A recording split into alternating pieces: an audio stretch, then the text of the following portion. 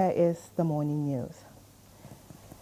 The Nigerian government has pledged support to the newly appointed United Nations Global Advocate for Peace, Mariam Bukar Hassan, in her bid to promote unity and peace across the globe.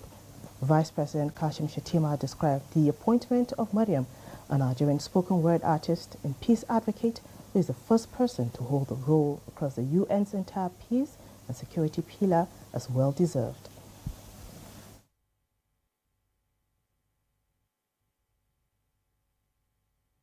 God has blessed us with enormous human and material resources, which when we properly harness them, we can really transform lives in this country. Yes, things are tough, but tough times do not last forever, but tough people do. There are some painful decisions taken by the present administration. They were painful, but we are in a process of maturation, of maturity. The federal government is engaging the European Union in a roundtable dialogue to strengthen coordination in the cocoa value chain to explore Nigeria's potential in changing the shape of global agri-supply chains. Vice President Kashim Shettima, represented at a meeting with the foreign partners, restated federal government's commitment to strengthen Nigeria's resilience to climate change impact for sustainable agricultural productivity and prosperity.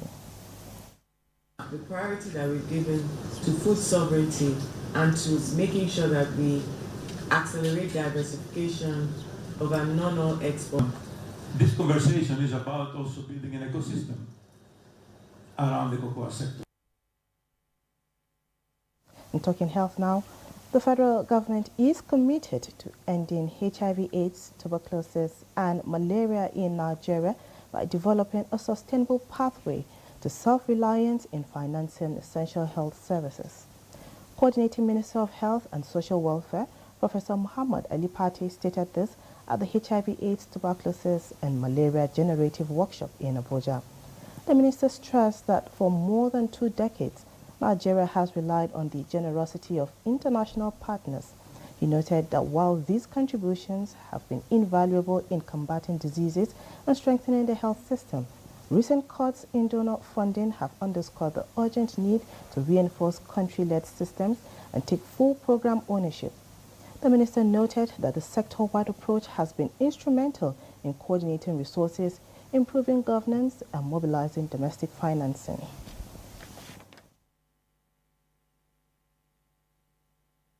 This is a pivotal moment in our health sector's journey. It is about safeguarding the lives of our people. It's also about raising our head high as Nigerians. Now, the Minister of Aviation and Aerospace Development, Festus Keyamo, has addressed the recent incident involving an unruly passenger on an IWOM Air flight. Through his special assistant and media, Tunde Moshood, the minister confirmed that Emerson Comfort has been charged to court and is currently detained at the Kirikiri Correctional Facility in Lagos. According to Tunde Moshood's post on X, the minister described Emerson's detention as a necessary measure to ensure aviation safety and security. This action follows the emergence of a video online showing a heated confrontation between Emerson and a cabin crew member on an IWOM Air flight from Uyo to Lagos on Sunday, August 10th. Further updates will be provided as more information becomes available. President Bola Tinubu has congratulated the National Agency for Food and Drug Administration and Control for retaining the World Health Organization's Maturity Level 3 status on the regulation of medicines and vaccines. The rating, confirmed after a World Health Organization re-benchmarking exercise between May and June, keeps NAFDAC among the continent's top regulatory agencies, a standard first attained in 2022. President Tinubu commended the agency's professionalism, noting the achievement strengthens Nigeria's global health profile and pandemic readiness. He reaffirmed his administration's commitment to safe, quality, and effective medicines in line with the Renewed Hope agenda, citing ongoing upgrades to primary healthcare centers, training of health workers, and expanded insurance coverage.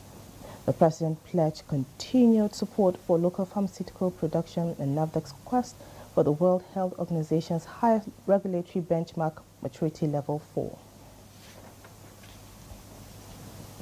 And the former governor of Sokoto State, Aminu Tambuwal, is currently in the custody of the Economic and Financial Crimes Commission, EFCC, in Abuja over alleged fraud.